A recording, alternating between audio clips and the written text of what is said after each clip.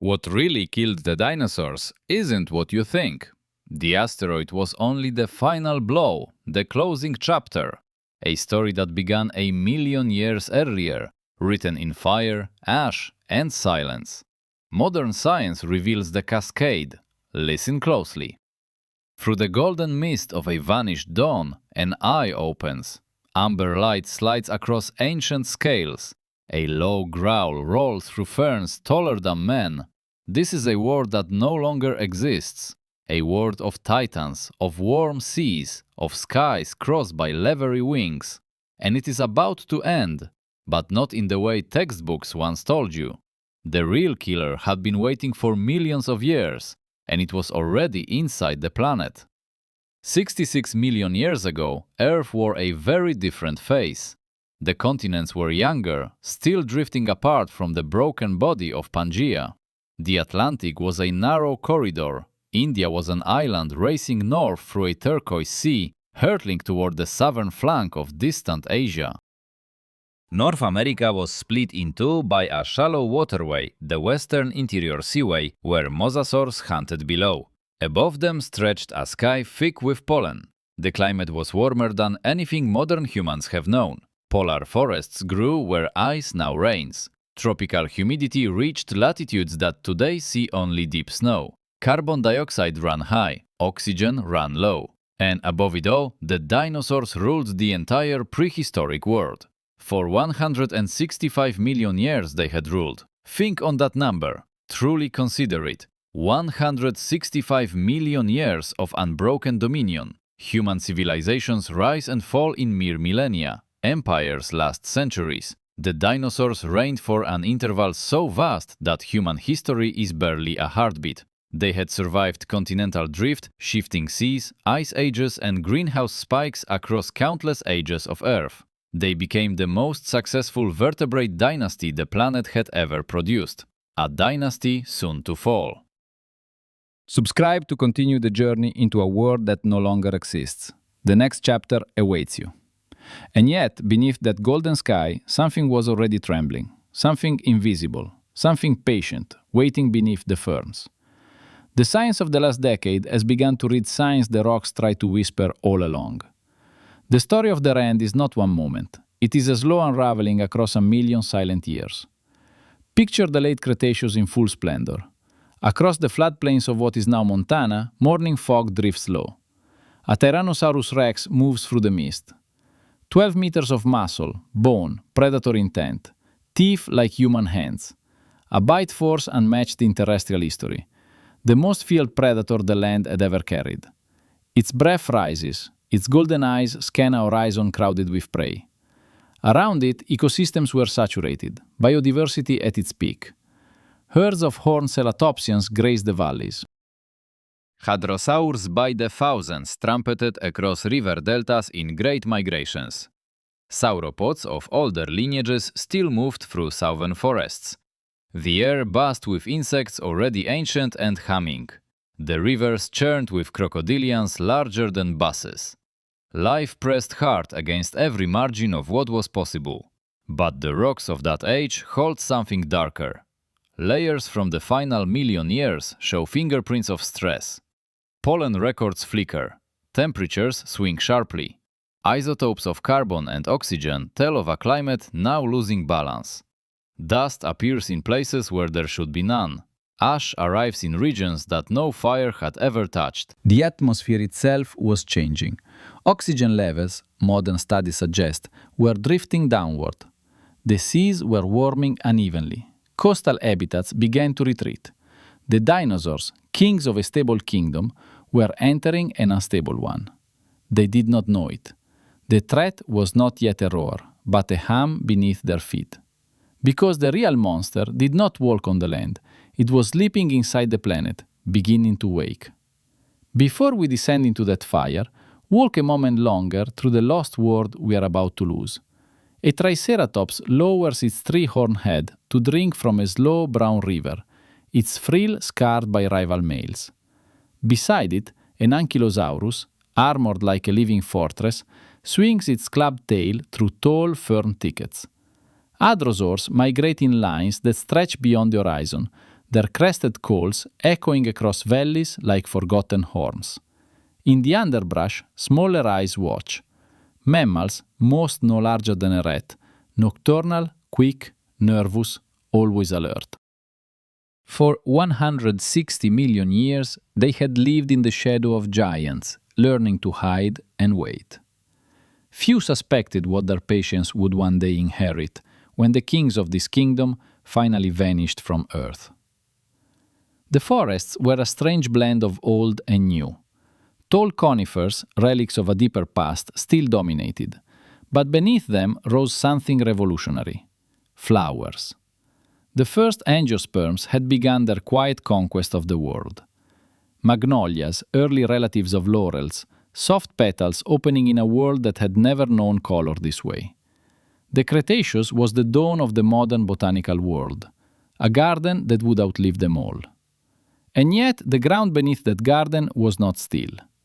Across what is now western India, something ancient stirred.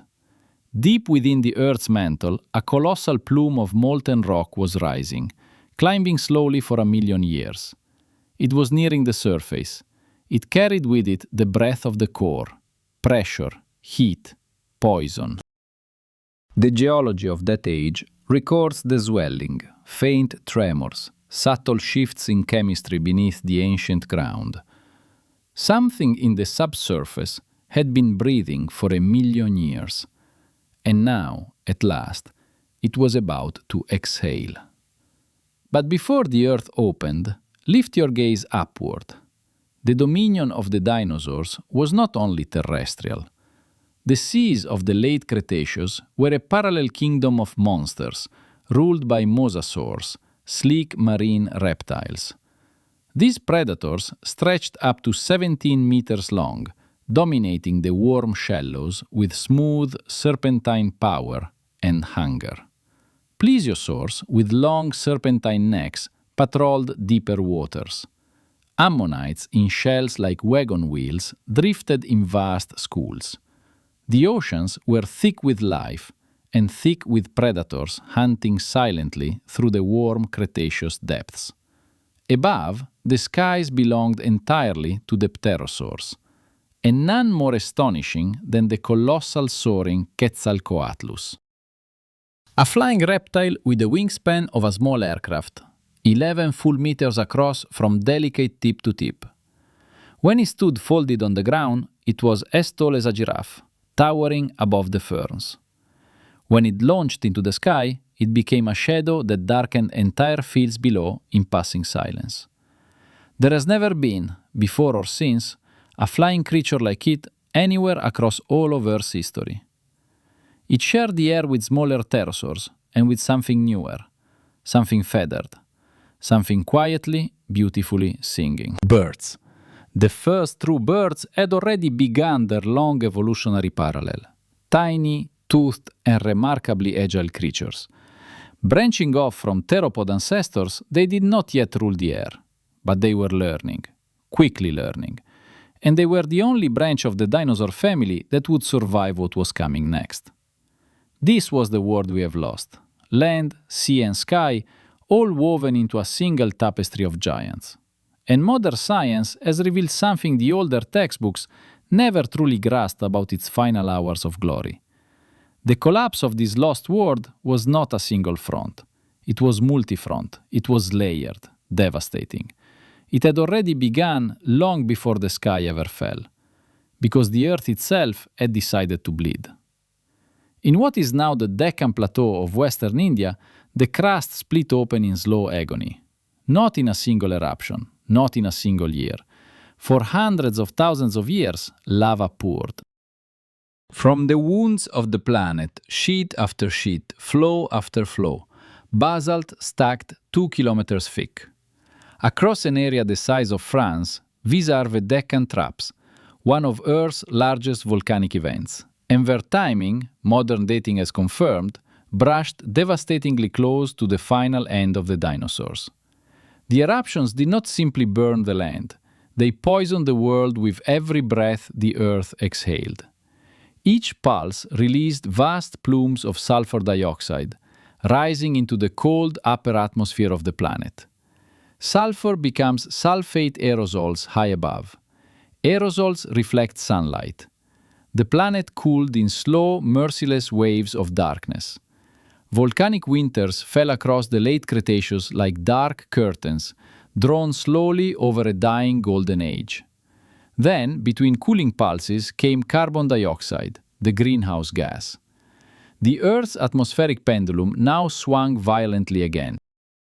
The climate lurched from biting chill to scorching heat and back again, in cruel, relentless cycles.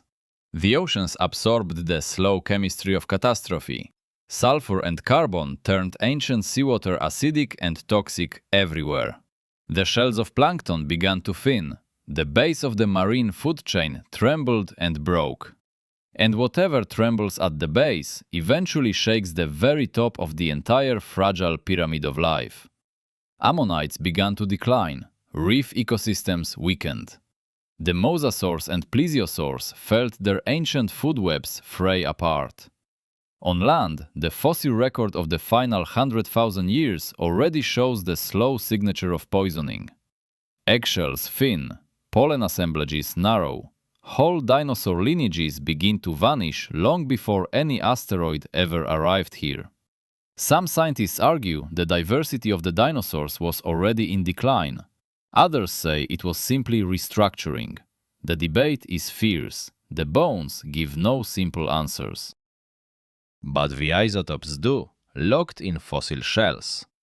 Modern geochemistry reads the temperature of ancient seas through ratios of oxygen sealed within tiny mineralized fossil shells. It traces volcanic mercury through ancient layers of mud, dating eruptions to within tens of thousands of years. The isotopes reveal a planet that was already sick, already feverish, already staggering towards some unseen final edge. The Deccan was not the asteroid's accomplice. The Deccan itself was the long, patient sickness that came first. And yet the dinosaurs had not fallen. They had survived volcanic winters before. They had survived climate swings. The dynasty bent, but did not break. Something more was needed, something sudden, something absolute, something already falling. Beyond the orbit of Mars in the dark cold of the asteroid belt, a mountain-sized stone had been disturbed. A collision, a gravitational nudge, had sent it inward on a slow ballistic path through the inner solar system. For millions of years it crossed the void, indifferent to the green world it would one day strike forever. Perhaps 10 kilometers wide, perhaps 15, traveling at 20 kilometers a second through the silent black cosmic void. And on a quiet spring morning 66 million years ago, it found us. The dynasty's final dawn arrived. The impact site now lies buried beneath the Yucatan Peninsula of Mexico. The crater is called Chicxulub. 180 kilometers wide, 20 kilometers deep at the moment of impact. The numbers defy comprehension. The energy released surpassed every nuclear weapon ever built, detonated at once, multiplied beyond what the mind can hold. The atmosphere caught fire above the impact zone, the crust vaporized. A column of molten rock rose into space. Then the column fell back across the planet. For hours, glowing glass droplets rained through the upper atmosphere. The sky heated to oven temperatures. Forests across continents ignited spontaneously. Wildfires marched in every direction at once. The shockwave flattened everything within 1,000 kilometers. Tsunamis taller than skyscrapers raced out of the Gulf of Mexico. Tsunamis surged across the Atlantic, climbed inland through future America, depositing marine fossils in valleys no sea had touched. And then came the dust. Trillions of tons of pulverized rock, soot and sulfur thrown into the stratosphere. The sun went out. Not for a day, not for a season, for years, possibly decades. Darkness reigned. Photosynthesis collapsed. Plants died. The herbivores starved. The carnivores starved a little later. The food pyramid crumbled away. In the freezing dark, the last Tyrannosaurus lifted its head. Its breath made no fog. The air was poisoned. Its golden eye saw a sky it did not recognize. No sun, no horizon. Only ash and silence remained. The most feared predator the land had ever known took a final step. And then, no more, forever. 75% of all species on Earth vanished. Every non-avian dinosaur, every pterosaur, every mosasaur, every ammonite gone. Entire branches of the tree of life sheared away in a single geological instant. The Mesozoic was over. But here is the uncomfortable truth modern science has come to whisper. The asteroid did not act alone. For decades, the asteroid was the lone assassin. A clean story, a single villain, a rock from space. The world ends in fire, case closed. Yet the science of the last decade refused to leave it there. New isotopic studies, new climate models, new high-precision dating of the colossal Deccan volcanic eruptions across ancient India. New seafloor cores recording month by month the chemistry of the dying ocean. All point to one revised verdict. The killer was double. The Deccan weakened the world. Chicxulub finished it. The fever and the wound were lethal. Without the volcanoes, perhaps the asteroid alone would have brought devastation, but not the full and final collapse. Without the asteroid, the volcanoes alone might have driven a slow crisis, painful, prolonged, but ultimately survivable. Together, they were unstoppable. A planet already feverish was struck by a hammer falling from the sky. Studies from 2024 using refined climate simulations show volcanic sulfur had pushed the biosphere near collapse. The asteroid did not arrive at a healthy world. It arrived at a weakened, fevered, fragile one. The extinction was not an instant. It was the climax of a million-year process, completed in mere decades. In the long darkness that followed, the survivors crawled out. Small things, burrowing things that ate seeds. Among them, the mammals. They inherited a world emptied of giants, of ash plains and slowly recovering forests. A world where night belonged to them now, and soon the bright day would belong as well. From those small frightened bodies would rise whales, elephants, primates, and a species that builds telescopes and asks why. The lesson the rocks teach is sobering. Extinctions are rarely instant. They are slow processes that begin early.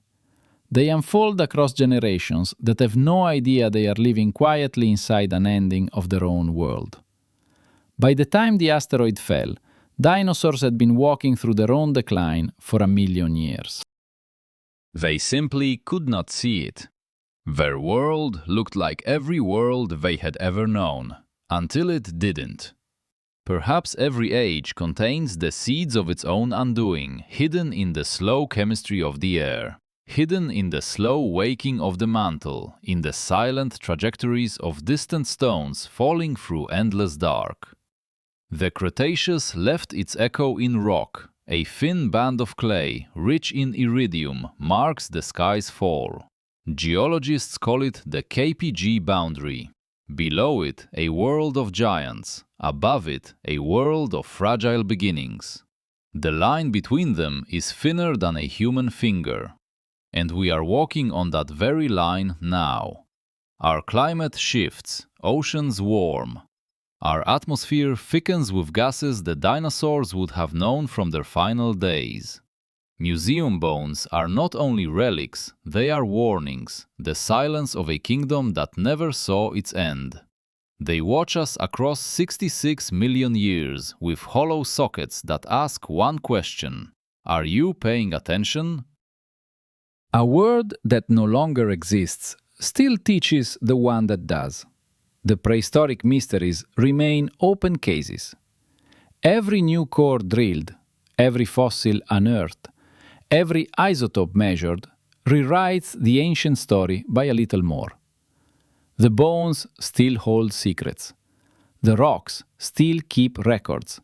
And modern science, year by year, learns to listen. Soon our journey will move forward, into the strange new dawn that followed the long Cretaceous night of extinction, into the age of the giant mammals, the age when the empty stage of the planet found new titans, saber-toothed predators, woolly behemoths, long-legged hunters, a new dynasty rising from the rubble of the old fallen world. The next chapter of a world that no longer exists. The next king is already waking in the dawn. If you wish to continue this journey into worlds that no longer exist, subscribe now to walk with us. Activate the bell so you will not miss the next chapter of our prehistoric world saga to come. The next episode will carry you into the age of great mammals, survivors who inherited the dinosaur ashes. Do not miss it. The lost world is still speaking.